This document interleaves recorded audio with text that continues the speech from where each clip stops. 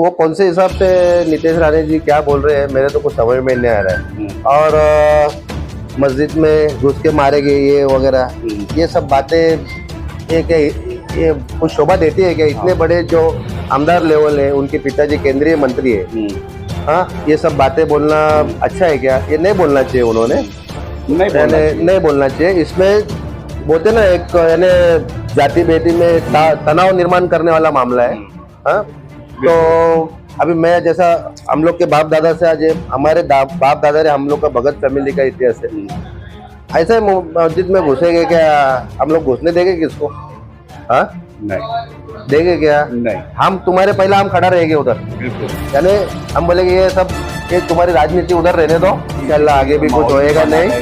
और मैं बोलता हूँ ना, ये अपने मुमरा में तो कभी नहीं होएगा और हम अपन होने भी नहीं देंगे। हम अपनी जवाबदारी है, इंशाल्लाह कभी होएगा नहीं। हम गणपति बापा से भी गुजारिश करेंगे, अल्लाह ताला से भी गुजारिश करेंगे कि बोलते दुआ करेंगे कि ये कभी हमारे मुमरा को हमेशा बस ये जो चल रहा है, क्या माहौल बाहर चल रहा है, तो उधर के भी जिधर चल रहा है उधर के भी लोगों की जवाबदारी है कि जो माहौल खराब करने आ रहे हैं उनको चुप बिठाओ। आज अपने मुमरा में तो अपन कभी ऐसा होने नहीं देंगे। मैं हूं मोहिन शेख और आप देख रहे हैं मुमरा टाइम्स। दोस्तों, जैसे कि आप लोग जानते हैं कि अभी कुछ ही महीनों के बाद महाराष्ट्र में विधानसभा के चुनाव होने वाले हैं और उसके पहले दो बड़े त्यौहार जिसमें गणेश उत्सव है और ईद मिलादुन नबी का त्यौहार भी अभी दो चार दिन के बाद वो शुरू हो जाएंगे।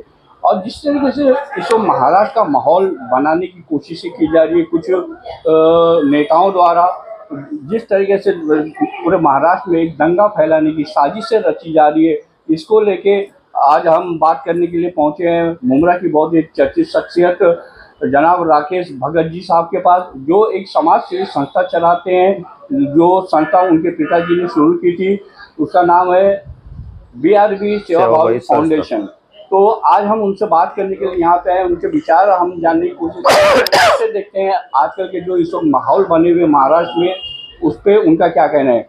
राकेश भगत साहब, आपका हार्दिक स्वागत है हमारे चैनल में। सर, मेरा आपसे पहला ये सवाल है कि आप भी अच्छी तरीके से जानते हैं कि साल के आखिर में विधानसभा के चुनाव होने जा रहे हैं, लेकिन चुनाव से पहले जिस तरीके से महाराष्ट्र में, वो महाराष्ट्र जहाँ पे अमन और शांति के साथ सभी धर्म और समुदाय के लोग पिछले काफ़ी सालों से रहते चले आए हैं, तो उस अमन और शांति को जिस तरीके से बिगाड़ने की कोशिशें की जा रही है कुछ लोगों के द्वारा, उस पर आपका क्या कहना है?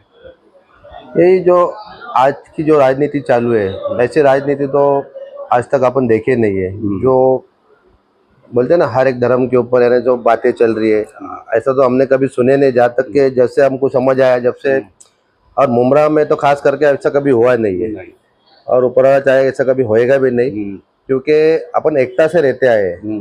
और रह गया आने वाला जो चुनाव है, उसके ताल्लुकात से अभी ये जो राजनीति सब चल रही है, तो यानी बोल नहीं सकते कि कभी यानी सुबह क्या होएगा, अपने को समझ में नहीं आ रहा क्या चल रहा है। इतनी बोलते ना, इतने यानी नीचे के लेवल की राजनीति चल रही है, निचले स्तर पे आ गई। हाँ, एकदम। अच्छा, तो आपको क्या लगता है कि ये जिस तरीके से घटिया राजनीति हो रही है इस समय महाराष्ट्र के अंदर, दो धर्म समुदाय को मतलब जिस तरीके से मतलब के बीच में नफरत की दीवार पैदा की जा रही है, इसका विधानसभा चुनाव में राकेश भाई कुछ असर पड़ेगा आपको लगता है? देखो, आदमी का देखने का नजरिया अगर साफ हो नजर, तो मेरे हिसाब से तो इनके पास अपन बोलते ना, अगर वो चाहे तो दंगा करने के लिए सोचेंगे।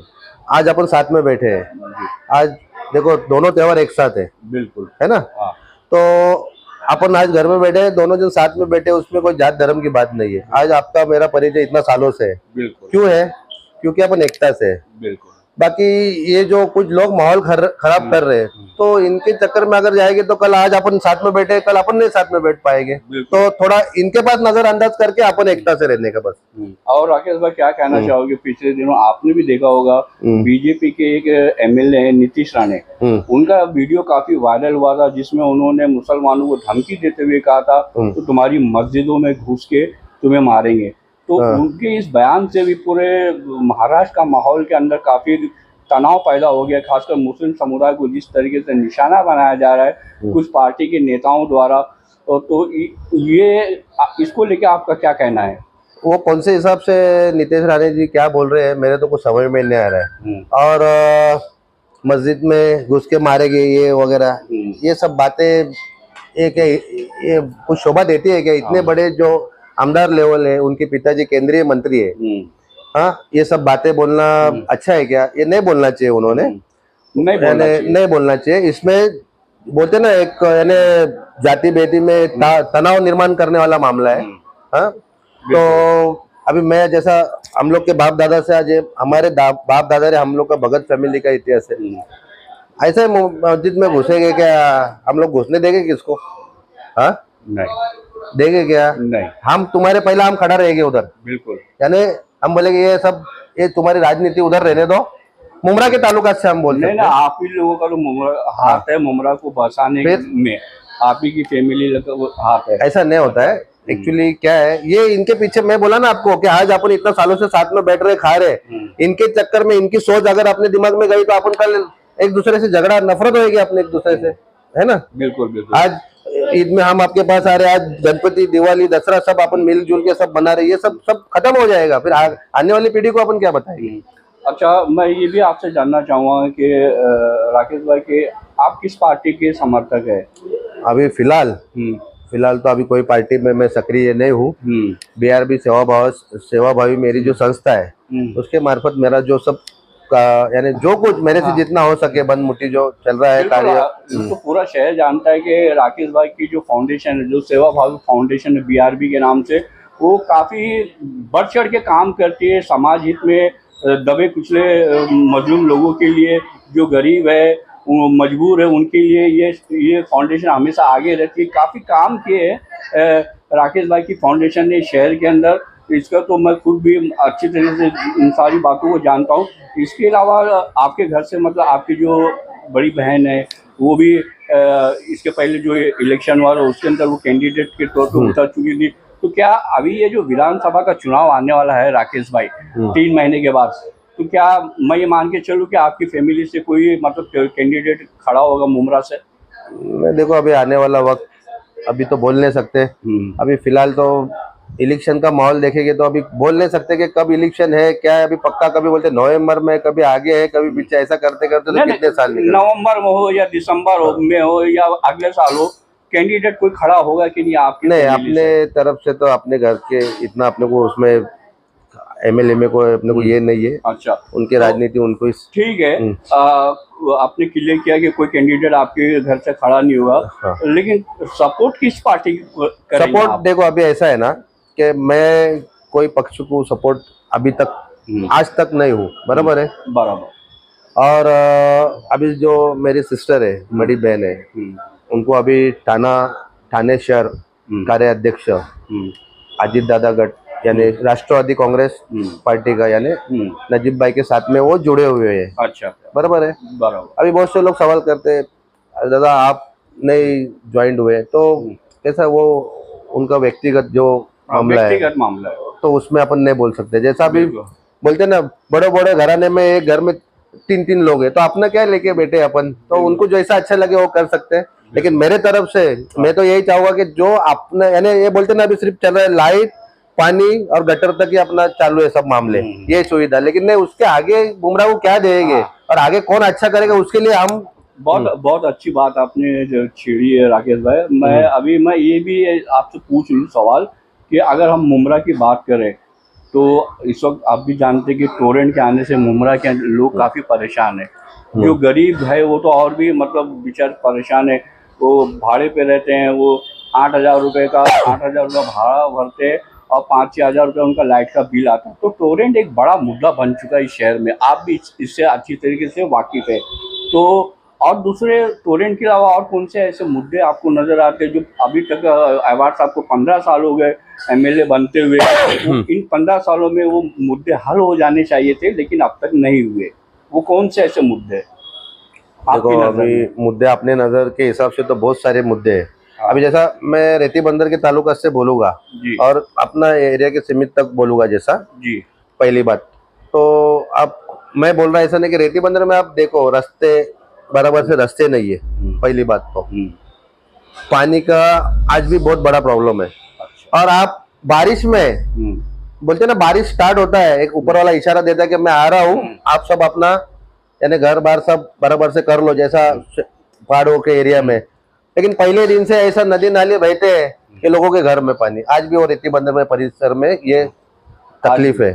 वो आज तक सॉल्व हुआ नहीं, मैं देख रहा हूँ जब से। बाकी रह गया मुमरा, थोड़ा आगे आएंगे तो मुमरा में जैसा आप भी देख रहे हो तो थोड़ा बहुत विकास हुआ है, बराबर है, यानी थोड़ा बहुत हुआ है, बहुत सारा होना है। तो अभी किसी के ऊपर अपन किसके ऊपर ब्लेम कर सकते बोलो कि इसने नहीं किया, खासदार ने नहीं किया, कि आमदारों ने नहीं किया, आमदार साहब ने नहीं किया, खासदार साहब ने नहीं किया, किसको बोलेंगे? या कॉर्पोरेशन का जो अपना आज इतने साल से अपने मुमरा के, चलो एक श्रीकांत शिंदे साहब थाना में बैठे हैं, ठीक है, उनका एरिया गिरता है खासदार का, आमदार साहब अपने थाना में, लेकिन जो अपने मुमरा के जो नगर सेवक है लोकल, बराबर, उनका क्या काम था?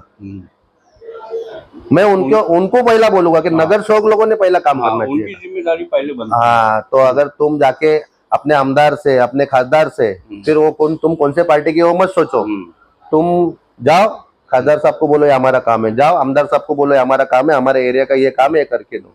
ये लोग जाते ही नहीं, खाली निधि किधर से आती है इनको सब मालूम है, कितना आने का, कितना बांटने का, कितना टक्के, और उसमें अपन खत्म कर लिया। अब आखिरी सवाल राकेश भाई के जैसे तो विकास कैसा होएगा?